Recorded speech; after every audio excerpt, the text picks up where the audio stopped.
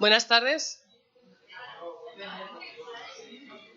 Hola, hola.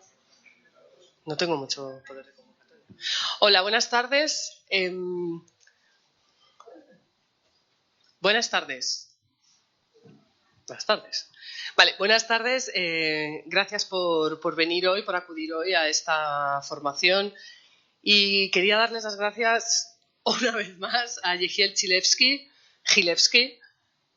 que viene especialmente desde Israel, desde la Escuela Internacional para el Estudio del Holocausto, Yad Vashem.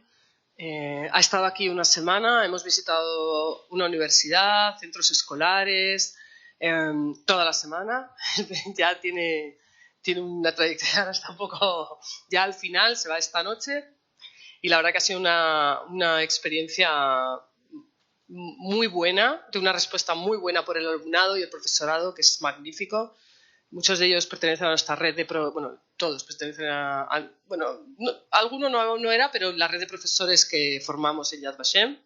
Y en esta ocasión nos va a hablar sobre la didáctica sobre el antisemitismo, que yo creo que ahora mismo el profesorado, los educadores nos demandan mucho este tema porque es un obstáculo para acceder.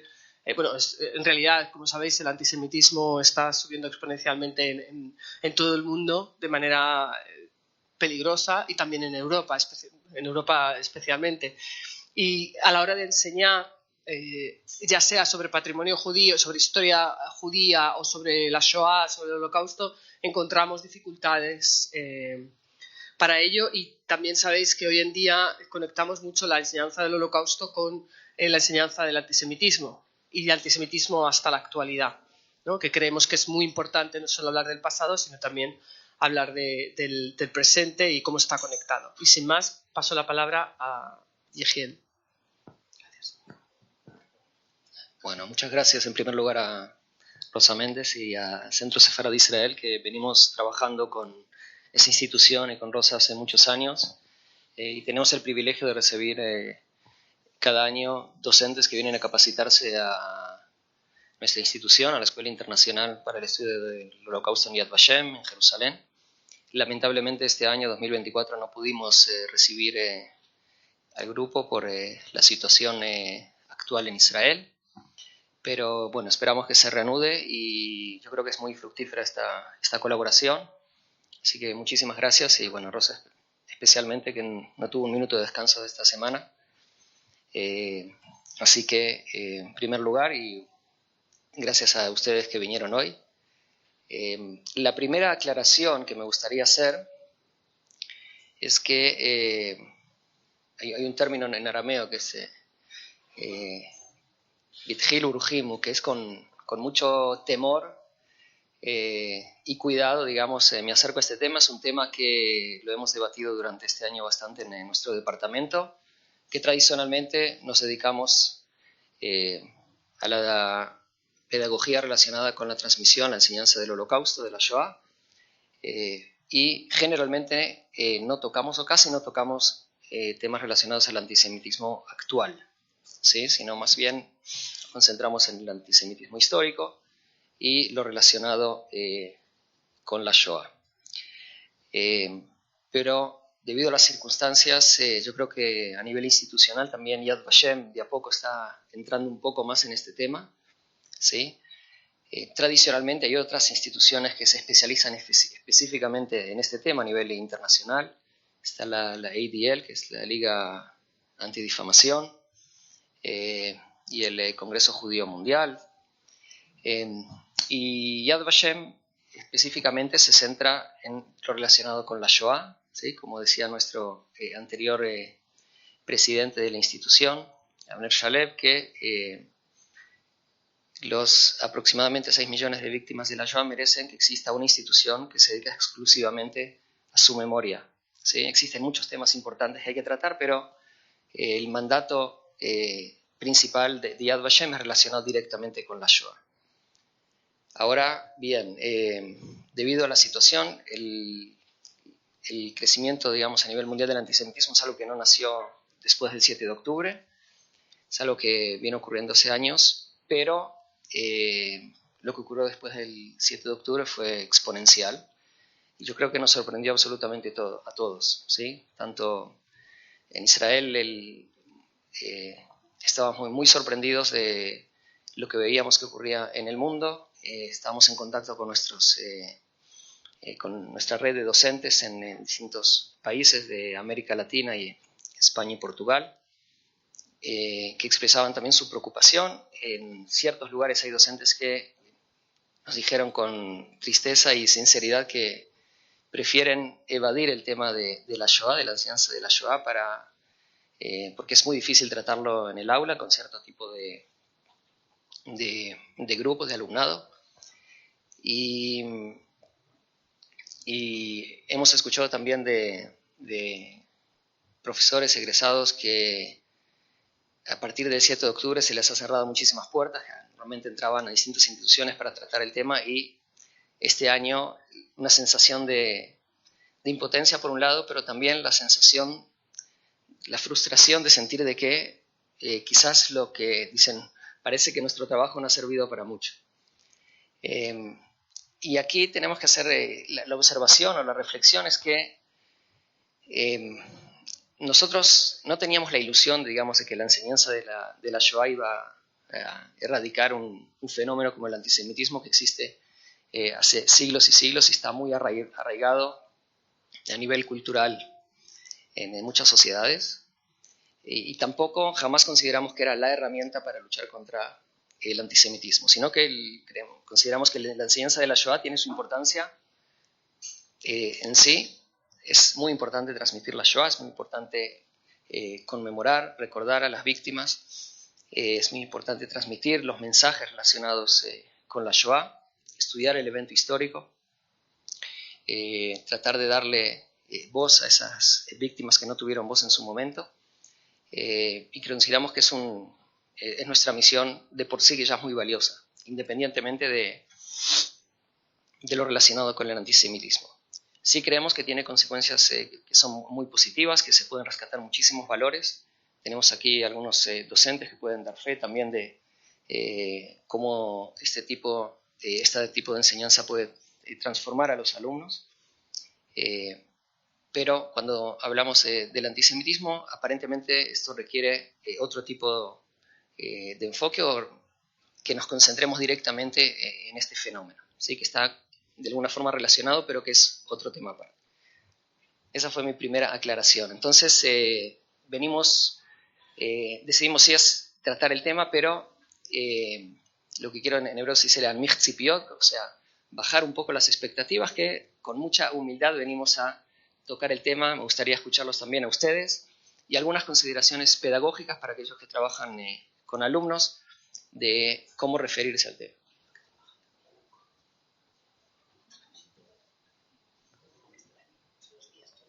Tenemos, hay un grupo importante, bien, Rosa, gracias, que trabajan con la transmisión del patrimonio judío, que eso obviamente está relacionado también con el antisemitismo histórico, y también con lo que sucede hoy en día, y cómo, con respecto a las narrativas, ¿sí? Y cómo se trabaja la memoria de lo que sucedió.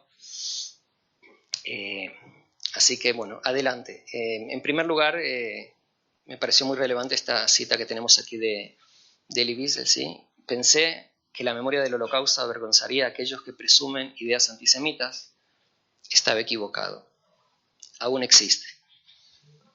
¿Sí? Si quizás tuvo la ilusión en algún momento de que quizás no iba a desaparecer, pero que las personas se iban a avergonzar después de lo que fue el Holocausto, sin embargo vemos que no, y que el antisemitismo sigue cobrando nuevas formas de expresarse, y tenemos que de alguna forma lidiar con él. Bueno, en primer lugar es importante, cuando hablamos de antisemitismo, saber a qué nos referimos, y como todo tema creo que es importante tener una definición clara, ¿verdad? Porque puede ser un tema que se confunde con otro tipo de conceptos. Es cierto que hay distintos tipos de odio, y para eso nosotros podemos recurrir a una definición. ¿Por qué consideramos que es importante? para poder identificar cuando hay casos de antisemitismo, ¿sí? Monitorear, tener una idea de lo que sucede en nuestra sociedad, en nuestro ámbito, en nuestra comunidad, a nivel nacional, en la medida de lo posible, poder legislar y, digamos, luchar contra este tipo de fenómenos para poder educar y, aunque sea un poco utópico, pero intentar erradicar, digamos, este tipo de fenómenos, por lo menos en lo micro que está a nuestro alcance y ojalá también a gran escala se pueda lograr algo mejor. Como ustedes seguramente saben, y quizás Rosa puede ampliar un poquito más, como delegada, existe una institución muy importante, International Holocaust Remembrance Alliance, AIRA, que en las siglas en español se pronuncian... Alianza Internacional para la... IRA. ¿En español se dice AIRA o IRA? Bueno, AIRA. Que esta alianza internacional es la única organización intergubernamental con mandato centrado en abordar los desafíos contemporáneos relacionados con el Holocausto y el genocidio de los romaníes. Fomentamos la educación, la memoria y la investigación sobre lo que sucedió en el pasado para construir un mundo sin genocidio en el futuro. Y lo que hizo la AIRA fue aceptar, digamos, una definición de lo que es el antisemitismo, aprobada por España. Muy bien. Por el gobierno español. ¿Quieres ampliar sobre cuántos miembros tiene la AIRA? No, esto es importante que está aprobado por el gobierno. No, por supuesto, sí, es algo por el gobierno de España, por una cantidad importante de gobiernos que son miembros. Tenemos también países que son observadores, que están como lista de espera, digamos, para ser miembros activos también. Y nos dice que el antisemitismo es una cierta percepción de los judíos que puede expresarse como el odio a los judíos. Las manifestaciones físicas y retóricas del antisemitismo se dirigen a las personas judías o no judías o a sus bienes, a las instituciones de las comunidades judías y a sus lugares de culto. Es una definición que en ese sentido es bastante amplia, pero la idea era abarcar todas las formas de antisemitismo que nosotros encontramos en la sociedad. Bueno, tiene una serie de puntos que no vamos a pasar por todos ahora, que son muy importantes, referentes a lo relacionado directamente con el antisemitismo, como por ejemplo pedir, apoyar o justificar muertes o daños contra los judíos en nombre de una ideología radical o de una visión extremista de la religión. Trae una cantidad de ejemplos de cosas que realmente suceden, ¿sí? No son fruto de la imaginación. Formular acusaciones falsas, deshumanizadas, perversas, acusar a los judíos como el pueblo responsable de un perjuicio real o imaginario cometido por una persona o un grupo judío, incluso de los actos cometidos por personas que no sean judías, pero se acusa al pueblo judío como grupo. Negar el hecho, el ámbito, los mecanismos o la intencionalidad del genocidio del pueblo judío en Alemania, ¿sí? Negacionismo de la Shoah, culpar a los judíos como pueblo o a Israel como Estado, de inventar o exagerar el holocausto, que es parte del negacionismo, acusar a los ciudadanos judíos de ser más leales a Israel, a las supuestas prioridades de los judíos en todo el mundo, que a los intereses de sus propios países, que esto es algo que lo conocemos hace siglos, ¿verdad? Bueno, negarle a los judíos su derecho a la autodeterminación, por ejemplo, alegando que la existencia de un Estado de Israel es un empeño racista, aplicar un doble rasero, una doble moral, ¿okay? Que eso es algo que lo vemos muchísimo, ¿sí? Sobre todo en el último año. Bueno, utilizar símbolos e imágenes relacionadas con el antisemitismo clásico, ¿verdad? Cosas que pensamos que eran del pasado, pero se reciclan de alguna forma y se vuelven a utilizar, como por ejemplo calumnias relacionadas con el asesinato de Jesús por los judíos o rituales sangrientos, y de esa forma caracterizar o demonizar a Israel como país o a los israelíes como ciudadanos. Comparaciones entre la política actual de Israel y la de los nazis, ¿sí? O acusar, digamos, al Estado de Israel de ser un Estado nazi, y responsabilizar colectivamente a los judíos por las acciones del Estado de Israel, ¿sí? incluso cuando se critica en forma, de una forma correcta, no tengo la palabra, legítima, cuando se critica legítimamente al Estado de Israel, como lo hacen muchas personas, como lo hacen la mayoría de los israelíes que critican al propio gobierno, pero incluso cuando no estamos de acuerdo, no tiene eso por qué involucrar absolutamente a todos los judíos y culparlos como un colectivo. Muy bien, ahora si queremos tratar el tema, y una de las cosas que es muy importante, obviamente también cuando tratamos el tema de la Shoah, y también obviamente cuando tratamos el tema del antisemitismo, es conocerlo un poco más a fondo, ¿sí? ¿Qué podemos hacer al respecto? Bueno, hay muchísimo material sobre antisemitismo. Nosotros humildemente podemos ofrecer algunos de los materiales educativos que tenemos en Yad Vashem. Y yo creo que tenemos materiales que son muy recomendables. Si nosotros entramos a la página de Yad Vashem, ¿sí? En la página general podemos aquí en idiomas escoger español. Llegamos a esta página y en educación tenemos una serie de materiales que nosotros podemos recomendar. Uno de ellos, además del curso que vemos aquí, el Holocausto y la Abismo de la Humanidad, para aquellos que quieren profundizar en el tema de la Shoah. Tenemos un curso virtual gratuito que está en la plataforma de Coursera, ¿sí? Que lo pueden realizar en su hogar, su ritmo, y está completamente en español. ¿Sí? Es un curso que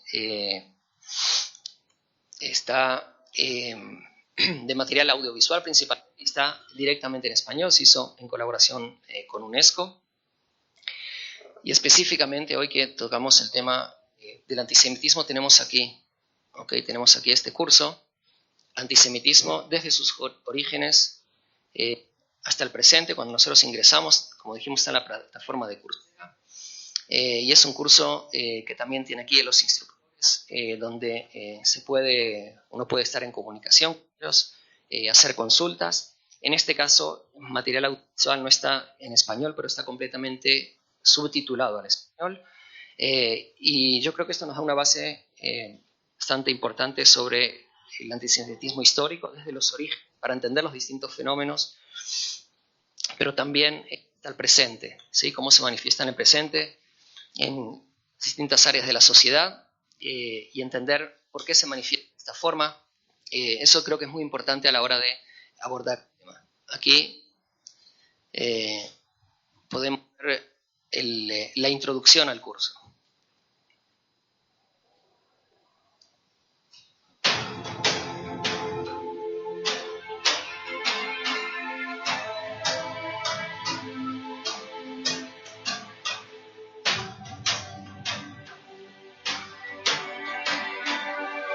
What is anti-Semitism? Anti-Semitism is a riddle.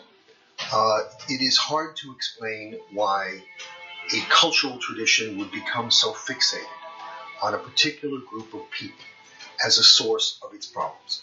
Embark on a 2,000-year-long journey to explore the history of anti-Semitism.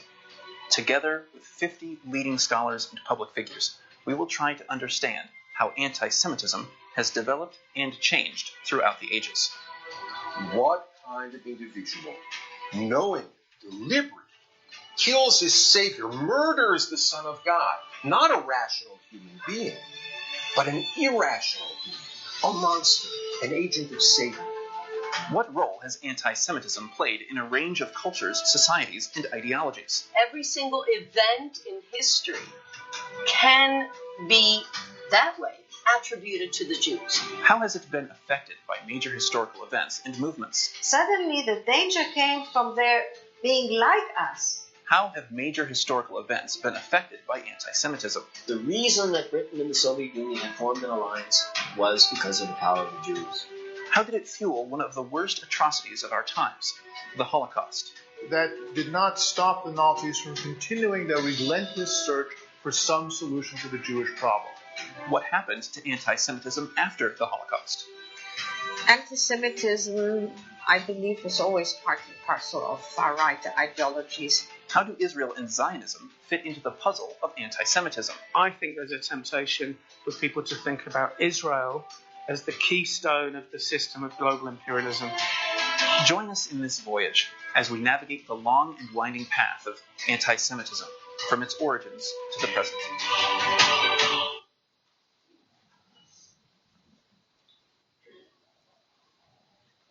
Bien.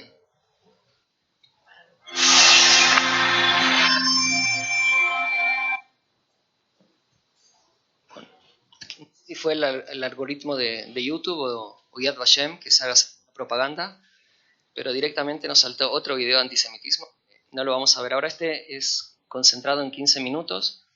El curso es más actualizado, pero de todas formas este video también permite utilizar también con alumnos. Muy recomendado. Está hecho por el equipo de Yad Vashem. Solamente les muestro el inicio.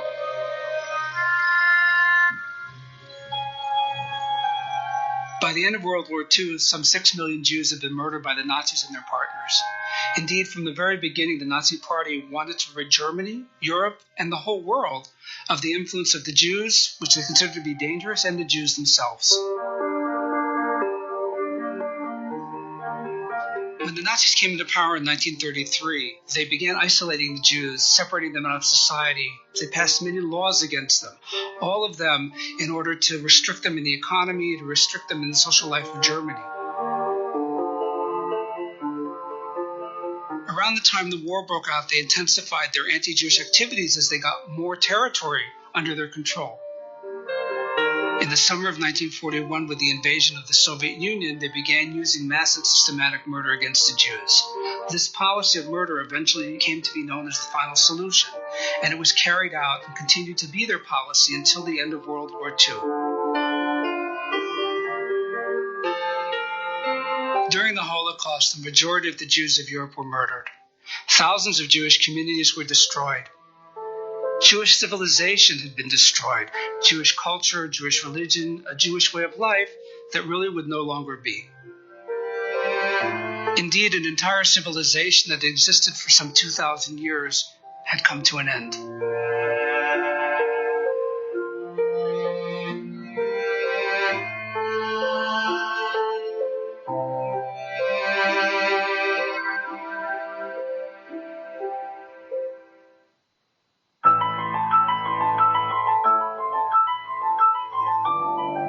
Anti-Semitism is a concept that was coined in the 19th century, representing hatred of Jews either as individuals, a group, or a concept. But Jews have been blamed throughout history for all humanity's shortfalls, for any natural disaster or any tragedy. Were the attitudes and actions against Jews in Nazi Germany a new phenomenon, or was it part of a continuum of anti-Semitism throughout history?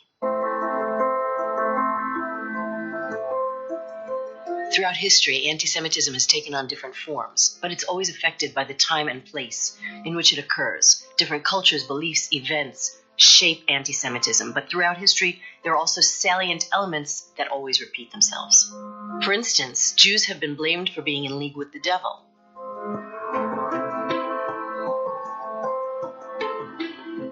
In the Middle Ages, they were blamed for the Black Death and for poisoning wells. In certain places, entire communities were burned to death, even when the Pope came out against those accusations.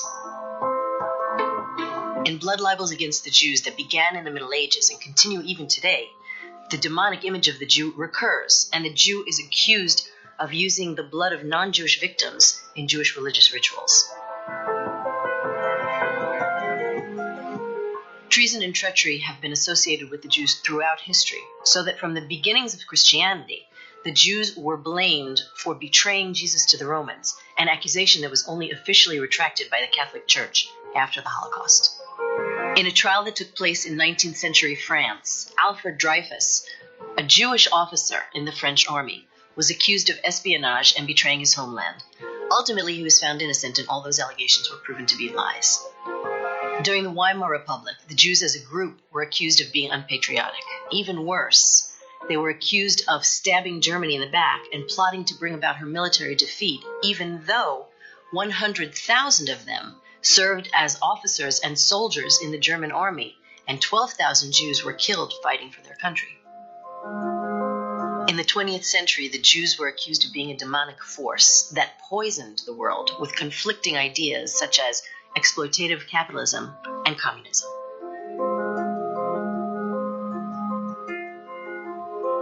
There are many other examples of accusations that have been made against the Jews based on social, religious, or historical circumstances that repeat themselves. For instance, Jews are always accused of caring only about money. They're accused of conspiracy. And they're always accused of plotting to take over the world. Throughout history, negative stereotypes were used against Jews. As educators, it's important to discuss the problematic issue of stereotypes. Why do people stereotype, and what is so dangerous about stereotyping?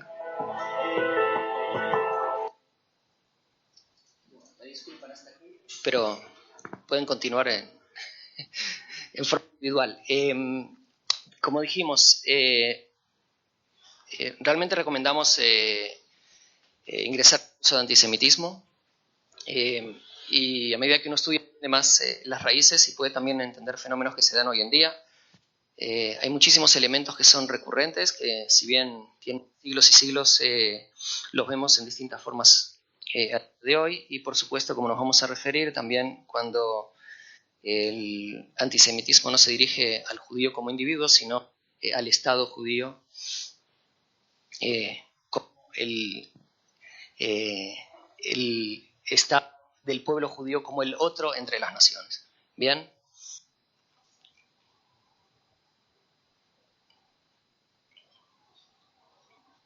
Entonces, lo que habíamos dicho, en lugar muy importante capacitarnos. Existe muchísimo material. Nosotros ofrecemos lo que podemos ofrecer a través de Yad Vashem. El fenómeno que vemos hoy en día está centrado en el antisemitismo. Y la pregunta es si lo podemos considerar antisemitismo o no, y es un debate en cuanto a cuáles son los límites de la legítima crítica al Estado de Israel y cuánto pasa a ser una forma de antisemitismo. Quien nos da unas pautas que pueden ser muy prácticas para poder identificar si un fenómeno es una crítica legítima o se trata de antisemitismo, fue Natan Sharansky. Natan Sharansky fue un Asir Tzion, una persona que estuvo detenida en la ex Unión Soviética por luchar por las libertades de los judíos en esa zona. Emigrar a Israel, fue ministro, posteriormente fue el presidente de la agencia judía.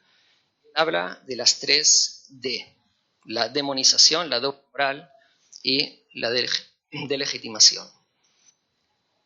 ¿En qué consiste la demonización? Cuando Israel y a sus líderes se les hace parecer completamente malvados, cuando las acciones de Israel se salen de toda proporción razonable, cuando Israel y los israelíes son equiparados con la Alemania nazi y los nazis, cuando se considera Israel como la única causa de la situación en Oriente Medio, esto se considera antisemitismo, no una crítica legítima a Israel. Bien, quiere decir es que cuando una crítica es demonizadora, ¿sí?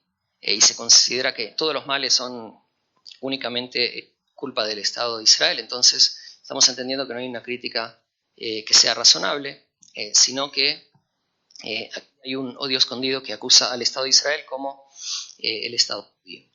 La doble moral es algo que vemos muchísimo cuando la crítica a Israel se aplica de manera selectiva. Vamos a ver algunos ejemplos, y de una manera manifiesta injusta, y se señala a Israel cuando se ignora el comportamiento claramente inmoral de otros estados-nación. Por ejemplo, cuando las Naciones Unidas critican a Israel por abusos de los derechos humanos, mientras que el comportamiento de principales y conocidos abusadores como China, Irán, Cuba y Siria se ignoran.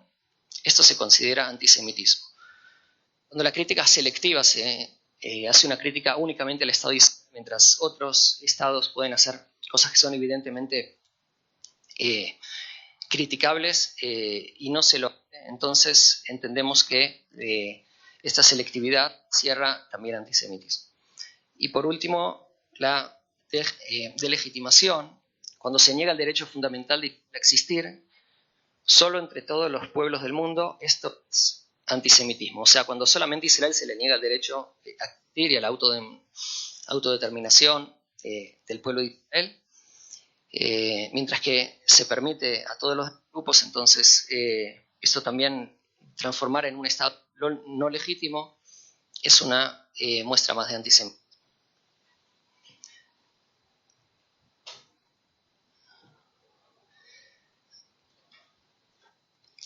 Mónica Schwartz realizó hace unos años atrás una investigación centrada en cartas, correos, de hecho, que criticaban a Israel y que llegaron tanto a la Embajada de Israel en Alemania, una investigación que se realizó en Alemania, como al Comité Central de las Comunidades Alemanas Judías, analizando el tipo de crítica y el tipo de lenguaje que se utiliza. Cuando se refiere al lenguaje, lo siguiente: el acto de emitir una opinión negativa sobre un comportamiento o acciones específicas de otros, nos referimos a la crítica. Entonces la crítica es una forma legítima de comunicación, por supuesto. Los críticos, quien critica, deben creer que críticas conducirán a un cambio positivo. O sea, si criticamos es para generar un cambio positivo, no solamente para acusar, demonizar. Lo que dicen los críticos debe estar basado en hechos. Tenemos que basarnos en los hechos. Esto es algo que hoy en día vemos que es muy, muy difícil, sobre todo porque las personas se nutren, digamos, de fuentes de información que no están basadas en hechos. No solamente las redes sociales, que no tienen ningún tipo de control, sino que también medios de comunicación oficiales, que son sumamente parcializados y que no siempre corroboran que los hechos sean reales. Y los críticos deben presentar argumentos respetuosos, lógicos y justos, ¿sí? Cuando no se da de esta forma, estamos hablando de un tipo de demonización, o vemos que la persona tiene preconceptos en contra del Estado de Israel y los manifiesta de alguna forma que no son una crítica legítima, sino que solamente quieren acusar. Respecto a la doble moral que habíamos mencionado, bueno, tenemos una cantidad de ejemplos. Por ejemplo, ¿sí? Quizás queda mejor. Criticando las operaciones defensivas israelíes, las de otras democracias occidentales, a pesar de la proporción de combatientes de Israel. Se refiere a que las operaciones militares de Israel muchas veces son criticadas sin tomar ningún punto de comparación con otros conflictos, ¿okay? Y se exige proporcionalidad, que es un concepto que es sumamente difícil de medir en realidad y nadie tiene una idea de clara a qué se refiere, ¿sí? Evidentemente, digamos, cuando Israel sufre un ataque terrorista, no se pretende que la proporcionalidad sea que Israel ataque de una forma terrorista a los demás, ni que a degollar niños o a violar mujeres. Pero lo que se refieren es que generalmente se trata de una cuenta de víctimas sin tomar en cuenta el contexto, sin saber quiénes realmente son las víctimas, quiénes son personas involucradas o no, quién utiliza civiles como escudo humano o no. Israel ya de por sí está un poco atadas de manos y con razón por ser un Estado democrático que tiene que actuar con una moral que no se le exige obviamente a ninguna organización terrorista, como Hamas o Hezbollah en el caso del conflicto actual, y tampoco a Irán como nación. Okay. Bien, bueno, avancemos. Acusar a Israel violaciones de derechos humanos mientras se niega a criticar no democráticos con abusos evidentes de los derechos humanos, como mencionamos antes, Irán, Corea del Norte, Irak, Pakistán, como algunos ejemplos, mientras que Israel es una clara democracia, ¿verdad? Reprender a Israel por presuntamente violar los derechos de las mujeres mientras ignora abusos significativamente peores llevados a cabo por gobiernos y organizaciones terroristas, obviarlos en absoluto, Fíjense con respecto a la ONU, en la última década se han aprobado más resoluciones contra Israel en la Asamblea General de la ONU que contra el resto del mundo en conjunto. De hecho, más del doble. Desde el 2014 hasta la fecha, 10 años, este organismo ha condenado a Israel 174 veces y ha condenado a todos los demás países del mundo juntos 73 veces. Y esto es más de 100 condenas adicionales para un solo Estado por sobre el resto del mundo. Y afirmaciones de que el Estado-nación de los judíos es ilegítimo, mientras que todos los demás Estados-nación sí son legítimos. ¿Sí? Israel existe muchísimos Estados-nación, decenas de países árabes, decenas y decenas de países musulmanes, existen también países cristianos en el mundo, y por alguna razón al pueblo judío se considera que no tiene derecho a tener un Estado propio, se lo considera legítimo.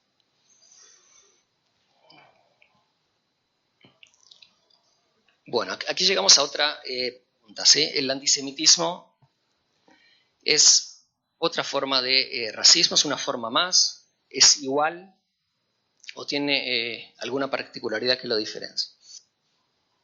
Bueno, ahora vamos a escucharlos a ustedes. ¿Qué opinan? ¿Alguien quiere opinar?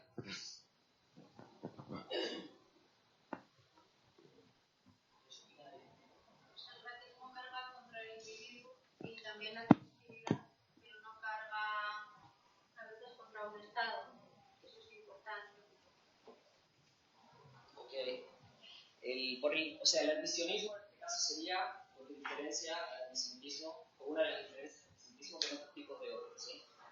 De racismo, de xenofobia. Bien, ¿alguien más? Los racismos tienen todos distintas características, o sea, no es lo mismo, no sé, el racismo hacia los negros, hacia los asiáticos, o sea, el tipo de prejuicio cambia. O sea, siempre está caracterizado por una visión parcial del otro, porque el otro lo encasillas en una caja, igual que esa caja, cada caja es otra. Claro, exacto. Los prejuicios cambian según el tipo de víctimas a cual va dirigido este odio, ¿verdad? Bien, hay un punto interesante. Bueno, además de que el antisemitismo se puede considerar los odios más extensos, o sea, a lo largo de la historia, más antiguos y más arraigados en el mundo, ¿sí? Esto no significa que se le otorga al pueblo judío algún tipo de privilegio por ser víctima de antisemitismo, que es este tipo de odio, pero si vemos que tiene ciertas características que llaman mucho la atención y que nunca desaparece, sino que cambia de forma. Vamos a ver que el rabino Sach lo llama virus, ¿verdad? Porque siempre tiene algún tipo de mutación, pero se ingenia de alguna forma, entre comillas, para seguir vivo. Uno de los puntos que llama la atención y que diferencia a otros tipos de odios contra diversos tipos de grupos es lo que se llama golpear hacia arriba y golpear hacia abajo. O sea, en general,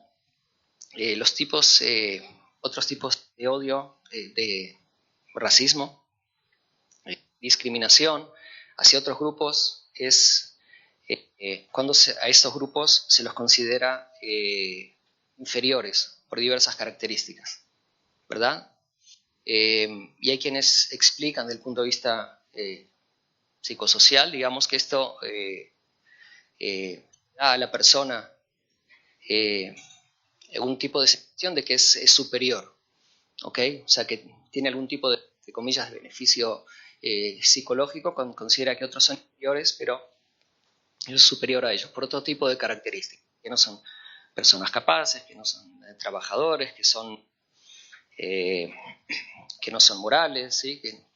Que son criminales, todo tipo de juicios que se tiene contra colectivos. Cuando hablamos del antisemitismo, también a lo largo de la historia existieron este tipo de prejuicios, existen hasta hoy. También se acusaba de que eran personas sucias o que contagiaban todo tipo de enfermedades.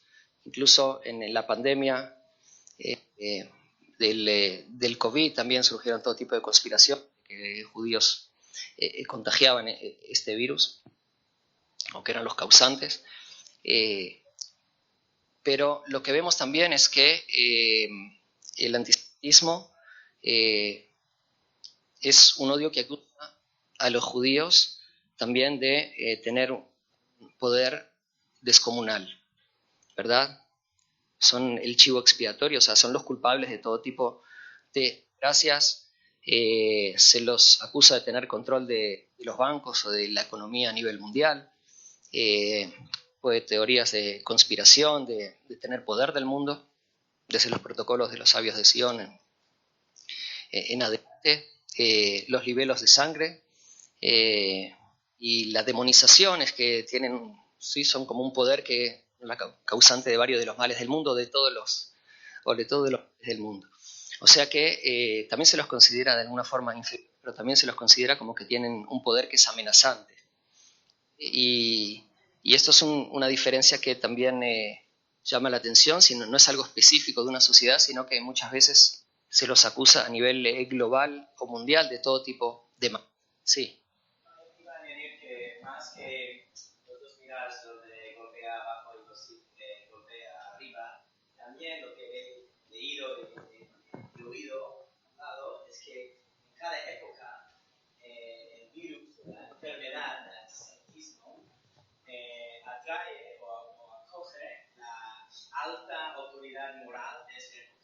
Por ejemplo, en la Edad Media era la Iglesia Católica y esto era lo más, digamos, la institución que estaba promoviendo el antisemitismo. Luego, durante los nazis, la ciencia era la autoridad moral, entonces ahí se convirtió en algo en forma de sangre, de racismo y tal.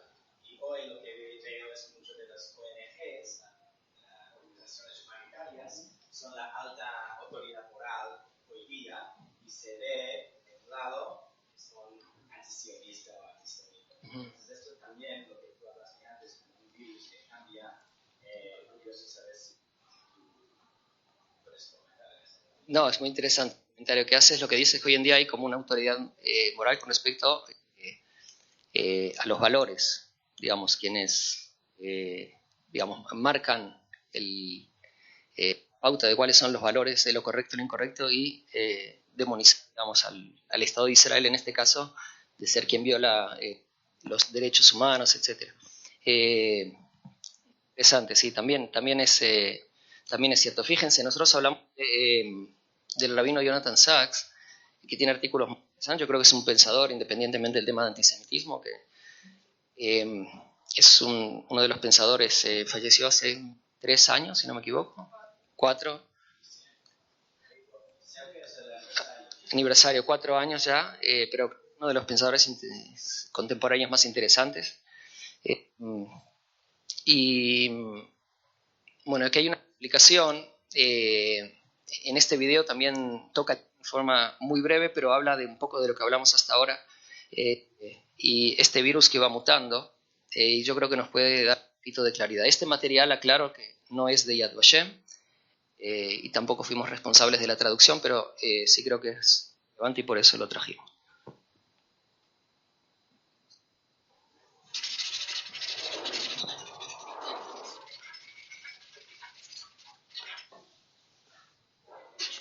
Within living memory of the Holocaust, after which the world said it would never happen again, anti-Semitism has returned. But what is anti-Semitism? And why should its return be cause for grave concern, not only for Jews, but for all of us?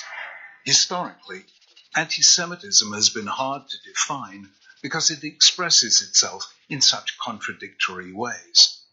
Before the Holocaust, Jews were hated because they were poor and because they were rich, because they were communists and because they were capitalists, because they kept to themselves and because they infiltrated everywhere, because they clung to ancient religious beliefs, and because they were rootless cosmopolitans who believed nothing. So what is anti-Semitism? Let's be clear, not liking people because they're different isn't anti-Semitism, it's xenophobia. Criticizing Israel isn't anti-Semitism, it's part of the democratic process, and Israel is a democracy. Anti-Semitism is something much more dangerous. It means persecuting Jews and denying them the right to exist collectively as Jews with the same rights as everyone else. It's a prejudice that, like a virus, has survived over time by mutating. So in the Middle Ages, Jews were persecuted because of their religion. In the 19th and 20th centuries, they were reviled because of their race. Today, Jews are attacked because of the existence of their nation-state, Israel. Denying Israel's right to exist is the new anti-Semitism. And just as anti-Semitism has mutated, so has its legitimation.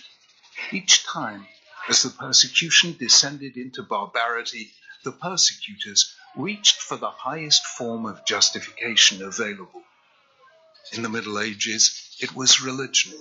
In post-Enlightenment Europe, it was science, the so-called scientific study of race. Today, it's human rights. Whenever you hear human rights invoked to deny Israel's right to exist, you are hearing the new anti-Semitism. So, why has it returned? There are many reasons, but one root cause is the cognitive failure called scapegoating. When bad things happen to a group, its members can ask one of two questions. What did we do wrong? Or who did this to us? The entire fate of the group will depend on which it chooses. If it asks, what did we do wrong? It has begun the process of healing the harm. But if instead it asks, who did this to us? It's defined itself as a victim. It will then seek a scapegoat to blame for all its problems. Classically, this has been the Jews, because for 1,000 years they were the most conspicuous non-Christian minority in Europe, and today, because Israel is the most conspicuous non-Muslim country in the Middle East. The argument is always the same. We are innocent, therefore they are guilty. Therefore, if we are to be free, they, the Jews or the state of Israel, must be destroyed. That is how the great evils begin. Why then should we all care about this? After all, if we're not Jewish, what has it got to do with us? The answer is that anti-Semitism is about the inability of a group to make space for difference. And because we're all different, the hate that begins with Jews never ends with Jews. It wasn't Jews alone who suffered under Hitler. It wasn't Jews alone who suffered under Stalin. It isn't Jews alone who suffer under the radical Islamists and others who deny Israel's right to exist. Anti-Semitism is the world's most reliable early warning sign of a major threat to freedom, humanity, and the dignity of difference. It matters to all of us, which is why we must fight it together.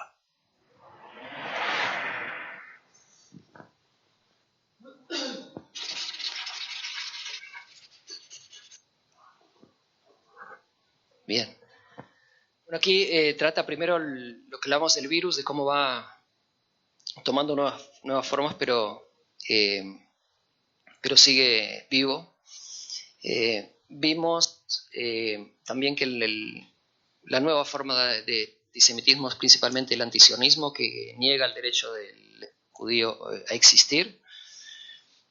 Es importante también para la sociedad, es decir, luchar contra el antisemitismo. Tiene que ver con lo que sucede dentro de una sociedad sana, en la cual que nosotros queremos vivir, que debemos luchar contra todo tipo de discriminación y por supuesto que tenemos que también luchar contra el antisemitismo. Ahora, ¿qué es lo que podemos hacer?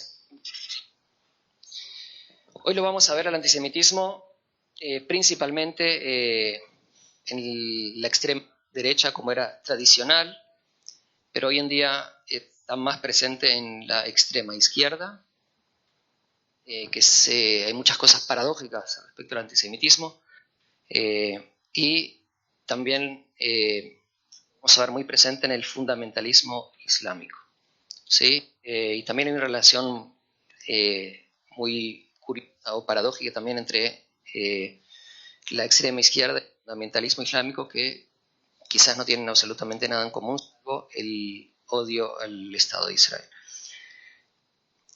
Y tenemos que estar alertas, no solamente decir, bueno, eso pasa en los extremos, pero todo lo que pasa en los extremos, en definitiva, afecta y se filtra también en el mainstream, o sea, en el grueso de sociedad. Y muchas veces estos extremos también llegan a formar parte de los gobiernos y sistemas de decisión, y por lo tanto es algo que es sumamente amenazante, y nosotros tenemos que luchar contra esto. ¿Qué es lo que podemos hacer? Básicamente recurrimos a la educación, ¿sí? No tenemos la ilusión de que esto va a cambiar de la noche a la mañana.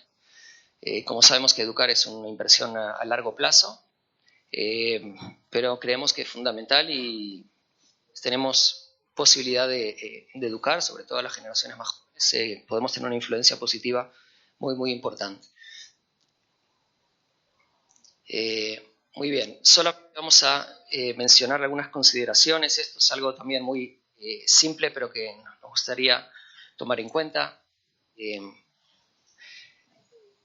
Enseñar basándonos en casos reales, en historias reales, no solamente en teoría, sino en casos puntuales que pasar, intentar analizarlos, hablar desde la perspectiva judía, como nosotros, una forma que enseñamos en la Shoah, concentrarnos en este caso, cuando hablamos del antisemitismo, desde el punto de vista de la víctima, para poder empatizar, intentar crear un entorno seguro donde se pueda dialogar abiertamente sobre este tema, que no sea un tabú, sino que se puede hablar y dilucidar, digamos, para entenderlo mejor. Cuando tratamos con alumnos, dirigirnos a los posibles observadores pasivos. Muchas veces sucede que hay algún tipo de ataque y nos concentramos en intentar erradicar, o nos concentramos en la persona el agresor, y dejamos de lado sino que o decidimos no intervenir porque pensamos que es una pérdida de tiempo, pero tenemos que entender que la inmensa mayoría quizás no son activos, pero que ellos sí tienen posibilidad de capacitar o de escuchar o de razonar. Entonces, la inmensa mayoría sí amerita que hagamos algo. Cuando se necesita recurrir ayuda, esto tanto como docente, pero también que los alumnos sepan que tienen a quién recurrir, y pensar en posibles opciones de acción, ¿sí? ¿Qué es lo que podemos hacer? ¿Sí? No solamente dejarlo pasar a hacer algo puntual, sino si ocurrió algún tipo de fenómeno de este tipo, tratar de pensar qué podemos hacer para cambiar o revertir esta situación o que no suceda. Lo que me gustaría hacer ahora es muy breve. Tenemos aquí estudio de casos. Son casos muy simples, ¿sí? Muy simples y puntuales, de casos reales que ocurrieron. No son casos locales, sino que son casos de Europa. Y los vamos a repartir para que lo puedan discutir. Vamos a...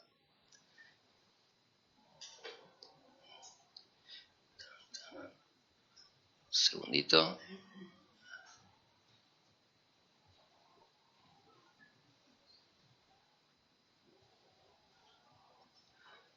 Bien, esta sería la consigna. Para trabajar en grupo, esto se puede trabajar, vamos a ponernos en modo alumnos ahora por unos breves minutos, pero es algo que lo podemos también trabajar en clase.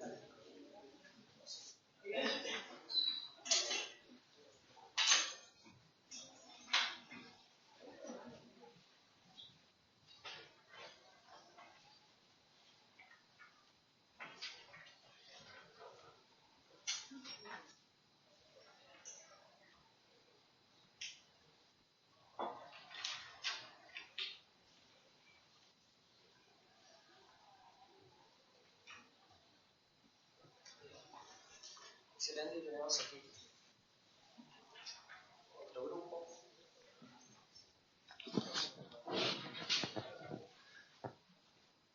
Bueno, la consigna es simple, ¿verdad? ¿Qué piensas? ¿Sí? ¿Cómo te sientes? Piensa que está dirigido a alumnos. Describir qué es lo que ha sucedido con las propias palabras. Analizar la situación. Considerar el impacto que tiene esta situación en el afectado. Sobre todo pensar en el afectado, la persona afectada o el grupo afectado. Y también el impacto esto tiene sobre los demás, sobre los observadores que fueron testigos de esto, aunque fueron afectados. Y pensar qué más les gustaría decirle. Y lo que le vamos a pedir a los alumnos, ustedes no tienen que hacer esto, no se estresen, pero nos gustaría que ellos pues, lo presenten en clase, digamos, preparen un cartel, lo hagan un tipo de presentación, ¿ok? Es algo muy puntual, la idea es escoger casos que fueron reales o que conocemos del entorno local, que pueden ser relevantes para los alumnos, para que ellos traten de analizar, y eso de alguna forma los va a tener alerta para cuando ocurra algo similar, que sean conscientes, que puedan identificar que hay un caso de odio, que hay un caso de antisemitismo, que hay un caso de discriminación y que puedan hacer algo al respecto. ¿Bien? Ok. 5 minutos.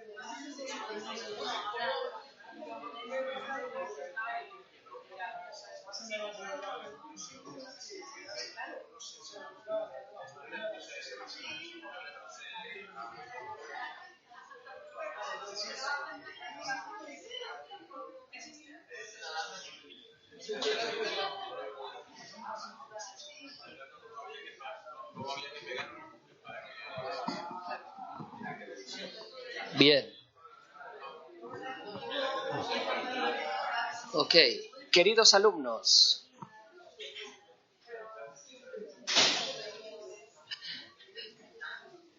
Bueno, vamos a avanzar así, aprovechamos, nos queda poco tiempo, pero me gustaría, veo que trabajaron muy bien en grupo, así que los felicito y como dije por aquí, va a repercutir en la calificación esto del curso. Ahora me gustaría escucharlos, a ver, vamos a empezar en algún grupo que quiera referirse al caso 1. Como les dije, tenemos casos muy puntuales, simples, pero es solamente una idea de trabajo en clase con casos que quizás ustedes conozcan. Sí. Adelante, sí. Bueno, ¿de qué particularmente? Bueno, hago un resumen de la cuestión que surgió. Ok. Que es digamos, el problema central que vemos en ese caso es que hay una persona que plantea que hay un problema y que la otra persona, que es la profesora, básicamente actúa como si el problema no es relevante. No es relevante significa que no hay nada para hacer. Cuando sobre cualquier problema siempre hay algo que se puede hacer. Desde un problema como se murió alguien, después de un abrazo, algo siempre que se puede hacer. Por supuesto. Y la profesora está completamente disociada de la capacidad de hacer algo con una persona que está herida. Porque ser la judía todo el mundo entiende que es un insulto y todo el mundo sabe que a nadie le gusta que lo insulten. No hace falta mucha intuición humana básica con ese conocimiento de la pasión. Claro, sí, sí. La profesora no reacciona frente a una persona que está herida. Bien, bueno, aquí vemos evidentemente que la omisión es un problema serio y puede tribalizar y muchas veces pasa que no se le da importancia, pero si pensamos en la persona afectada es algo muy relevante. Y no solamente eso, sino que cualquier caso así, no solamente que no hay que dejarlo pasar por alto, sino que hay que aprovechar la oportunidad para educar. Si llega a ocurrir algo por el estilo, acá levantaron la mano. Sí, bueno, era prácticamente lo mismo. Simplemente añadir que efectivamente la misión de la profesora es una falta muy grave, porque independientemente de proceder inmediatamente a ocupar este insulto, lo que tiene es que comunicarlo a la dirección del colegio para que la dirección del colegio inicie y tome las iniciativas pertinentes, porque han detectado que existe un problema grave en el alumnado.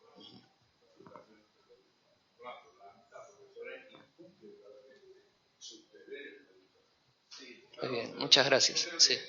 Una cosa que contaste, hay que borrarlo inmediatamente. Para mí el primer paso es entender que es una persona que fue afectada. Ese es el primer paso. Después, si lo borramos, hacemos un círculo y decimos que esto es un problema, no sé qué es, pero si no reconocemos que hay una persona que ha sido afectada, es que todo el resto es, para mí no va a ninguna parte, porque al final el núcleo del odio es que hay gente que está siendo afectada. Cuando digo borrar inmediatamente, no es salir corriendo borrarlo. Sí, No, sí. pero digo para mí la acción es borrarlo. Sí, no es contradictorio. La acción puede haber miles de acciones, pero el núcleo de todo es entender que hay alguien afectado. Sí, es una primera instancia, como habíamos dicho, empatizar con la persona afectada, ¿sí? Que sienta acompañado, que nosotros comprendemos, digamos, que se vio afectado, que no está solo, y después ya la etapa de buscar una solución ya más a largo plazo. Sí, claro. Lo que dice es muy similar al IRA, porque la gente como ve el problema, reconoce el problema, sabe que es algo malo, pero al final no hace nada. O sea, puede ser absolutamente igual, pero no creo que la leen. O sea, que ahí dice no, pero en la Constitución está escrito que sí, el antisemitismo es parte del racismo, entonces como no es necesario como cambiar las cosas, pero no es verdad. Porque al final, cuando se hace algo, como, no sé, escribir algo, un acto de antisemitismo, al final se queda todo igual. O sea, nada se cambió, simplemente te han dicho algo, palabras bonitas que no llevaron a ningún sitio. Pero ¿qué hay palabras bonitas? No, o sea, estoy sí como Sí. la maestra, por supuesto sabe que es algo malo. O sea, Eso no está expresando. no, yo sé si voy como a decir que los países hoy en día hacen lo mismo con palabras bonitas. Al final sí, claro, tiene razón, nada ocurre. No, el punto es, digamos, a lo micro, si volvemos al aula, es siempre terminar con cuál es el paso, cuál es la acción que podemos tomar, digamos, ¿sí? Para siempre pensar qué podemos hacer. Bien. Caso número 2. ¿Quién quiere comentar?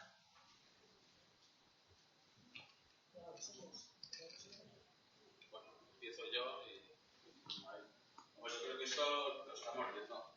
Precisamente que somos conocedores de casos donde gente que tiene una determinada tradición cultural religiosa, por la situación que se ha ido acelerando desde el 7 de octubre, pues lógicamente ha tenido que ir renunciando a mostrar que son judíos claramente en las calles. Esto pasa en Madrid, claramente, en colegios de Madrid capital, en las universidades, profesores no se atreven a montar actividades abiertamente para hablar de este tema porque hay una contra este tipo de actos muy fuerte. Entonces, en lugar de afrontar la situación, prefieren evitar el conflicto. Es decir, no, hombre, pueden venir profesores, se puede hablar de este tema, se pueden explicar las cosas, se pueden dar argumentos, pero es como de alguna manera renunciar a dar argumentos frente a lo que está pasando. Y como decía ayer, nadie está diciendo que no se critica, que no se haga una crítica constructiva, que busque una salida a una determinada situación, simplemente se aborda. Pero lo que es muy triste es que alguien hoy, siglo XXI, tenga que renunciar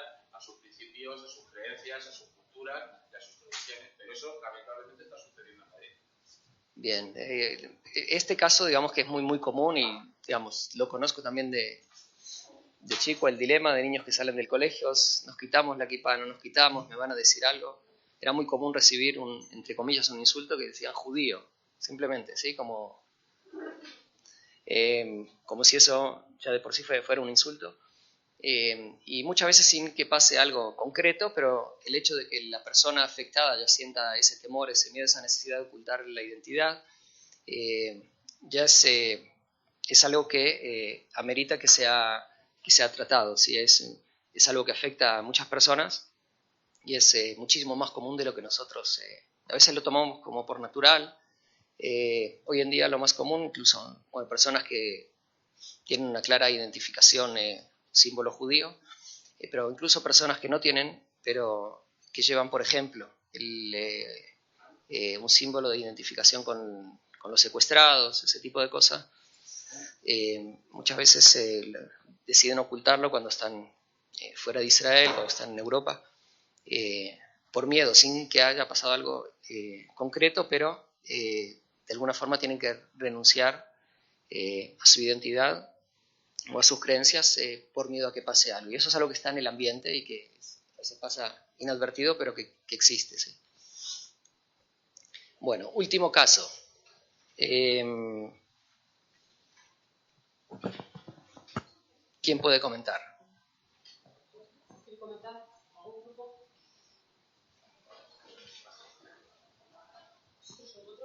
¿Vosotros o? ¿No? ¿Vosotros queréis? ¿Alguien? Es más complicado, pero Eso es delicado, es muy delicado. Es sí. muy delicado porque tiene que ver con la ideologización que ha sufrido una persona que tiene razones. Porque si al final termina diciendo que si hizo una creación judía, está bastante despistado, vamos a llamarlo así. Pero ha sufrido una ideologización pues muy fuerte, como lo podemos ver quizás en una generación de gazatíes que han estado sometidos, digamos, a un proceso de nazificación, si lo queremos llamar así, como lo están llamando ahora, lo que sea. Entonces es una mentalidad que está ahí que puede derivar en violencia o no. A veces pues no se queda solo en declaraciones. Entonces, yo quería añadir, a mí me ha sorprendido también la última frase, incluso el ISIS es una creación judía, es cómo se fija la teoría de la conspiración en todas partes, ¿no? En cualquier crítica, ¿no? Ese antisemitismo de, bueno, pero detrás están los judíos, ¿no? Eso de algo habrán tramado, seguro que son los judíos los responsables, ¿no? Eso es lo que a mí me llama mucho la atención. Y también de su discriminación, que a lo mejor él puede estar sufriendo islamofobia, como la traslada a su vez, ¿no? La islamofobia que él ha sentido, la traslada al colectivo judío y es al que llama terrorista, lo colectiviza, ¿no? Todos, no solo, ¿no? Siempre, cuando dice siempre los judíos, ¿no? Y por eso el enfado lo revierte contra ellos. Sí, quería decir. Vale. A mí bueno, vivo en Barcelona y me ha pasado que hay marroquíes que me han dicho lo del jihad es mentira. O sea, que no tenemos que usar ese ejemplo. ¿Y qué haces? Es como... Y yo llegué a decirles, mira, sois como los nazis que se filmaban y estaban tan orgullosos de lo que habéis hecho. Y me decían, ¿qué?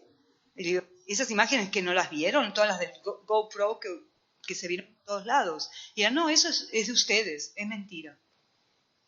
Sí, bueno, la conspiración todavía existe y el tema de la víctima, que muchas veces tiene como un chivo expiatorio de, digamos, digamos, hace como una especie de reflejo, digamos, de su propio sufrimiento a otro colectivo, y eso es algo que hay que tratarlo, ¿sí? En este caso es algo mucho más arraigado, profundo, y que por supuesto no hay que pasarlo por alto, sí. Sí, me parece que en definitiva tratarlo es reflexionar, ¿no? O sea, me parece que eso es lo que falta, ¿no? En los casos, ¿no? La dificultad para detenerse, reflexionar, entender responsabilidades, ¿no? Excelente, sí.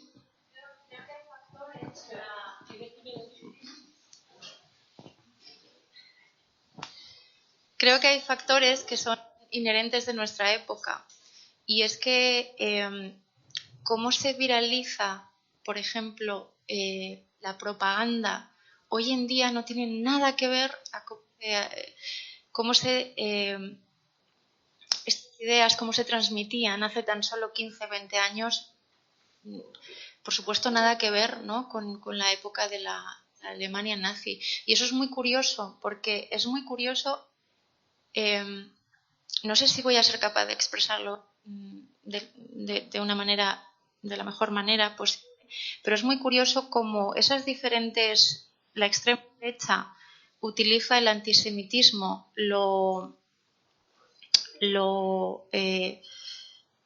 disemina y cómo lo comunica, qué comunica, es muy diferente a lo que hace la extrema izquierda, y los dos tienen el mismo objetivo, pero es muy diferente. Por ejemplo, por poner un ejemplo, no sé, esa creación de contenidos para culpabilizar, por poner un ejemplo en el que pueda pensar claramente, al ejército de Israel, donde hay una emotividad y una creación de una narrativa. Todo eso es producto de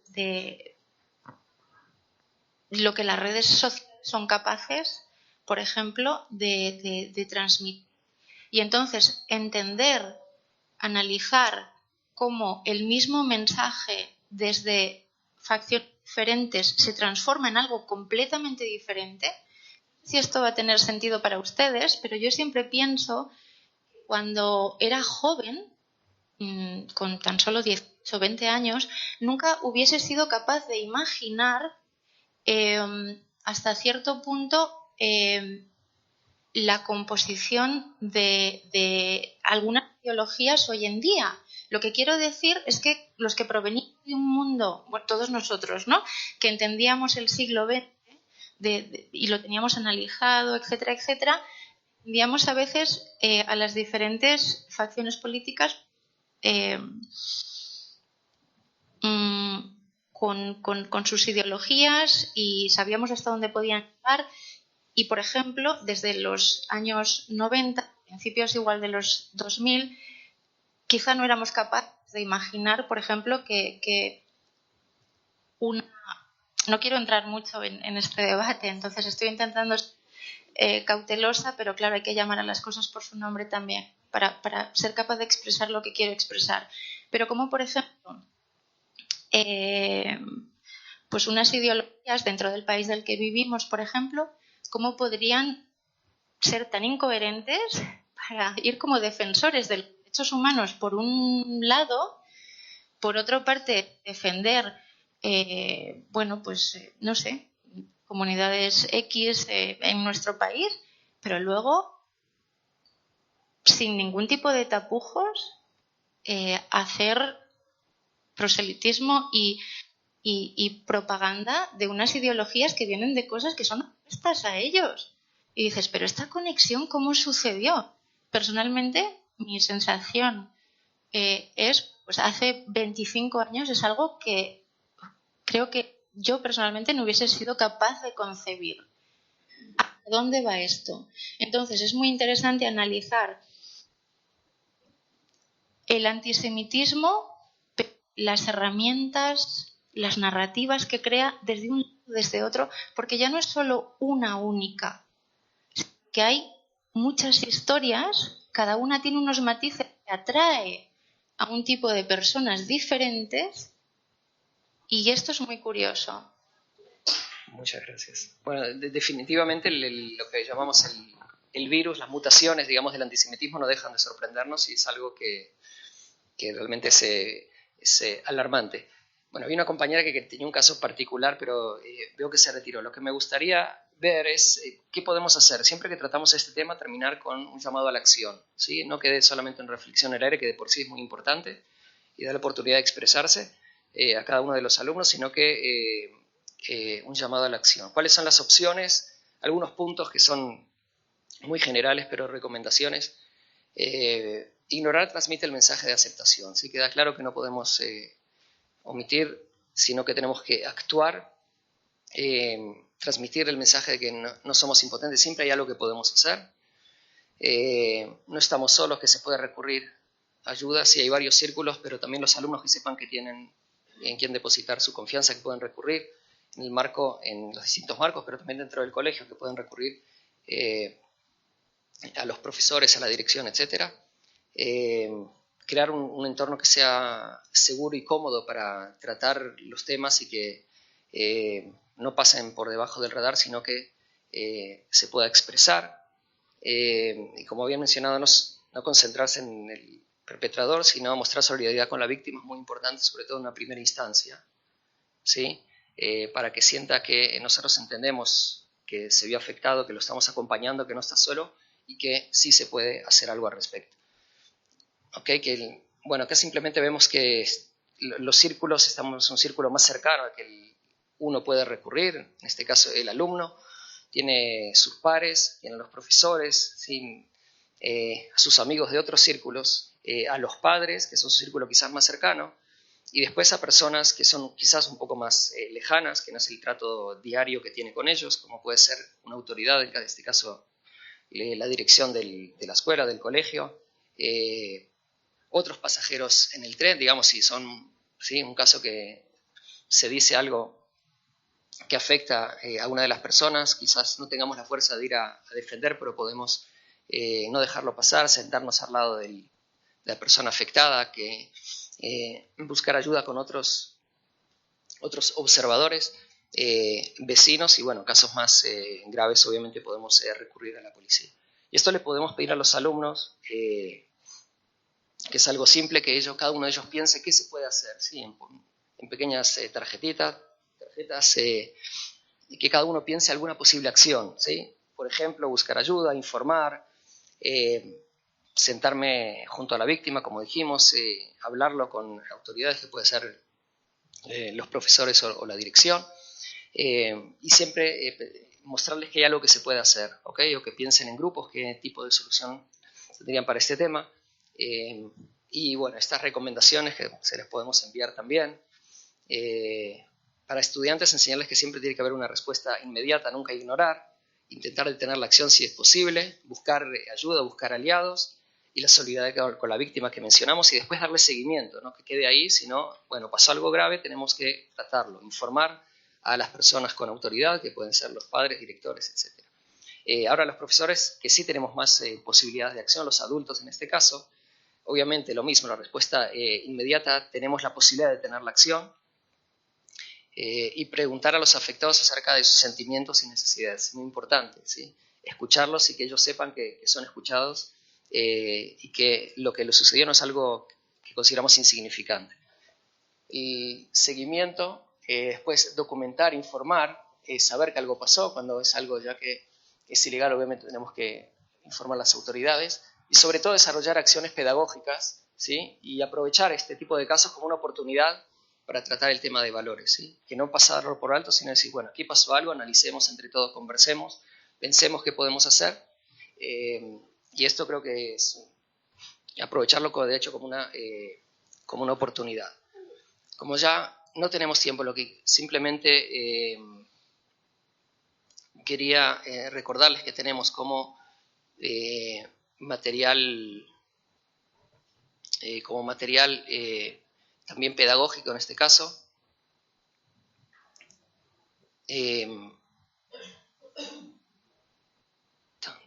Aquí tenemos una serie de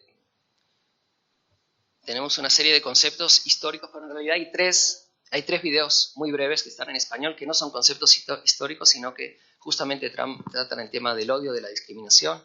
Uno se llama El Otro, El Otro, Odio y Estereotipos. Son videos muy breves, ¿sí? De 2-3 minutos, que nos pueden también ayudar a trabajar este tipo de tema en clase, analizar qué significa, ¿sí?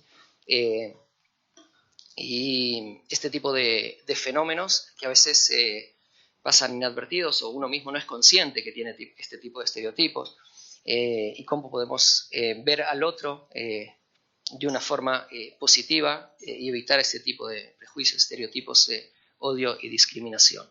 Así que bueno, básicamente era lo que queríamos transmitir, unas pocas consideraciones pedagógicas para tener en cuenta. Este fenómeno lamentablemente es mucho más común hoy en día de lo que nos hubiésemos imaginado un tiempo atrás, y como está muy presente y no vemos que lamentablemente vaya a desaparecer a corto plazo, entonces sí intentar tomar acción, cada uno en el círculo donde actúa, y bueno, hacerlo de la mejor manera, siempre tomando en cuenta el sentimiento del afectado y intentando buscar algún tipo de solución. Humildemente es lo que podemos ofrecer, estamos obviamente a disposición, pueden contactarnos por mail, les podemos repartir unas tarjetas, lo que tenga que ver con la enseñanza de la Shoah, y hoy en día estamos de a poco incursionando en este tema que es el antisemitismo actual. Nosotros como equipo también nos vamos a capacitar en Israel para poder abordar este tipo de tema de una forma más profunda y más profesional, porque vemos que es una necesidad, es una realidad y tenemos que hacerlo de la mejor manera. Así que en lo que podamos intentaremos colaborar. Muchas gracias por participar. Hasta la próxima.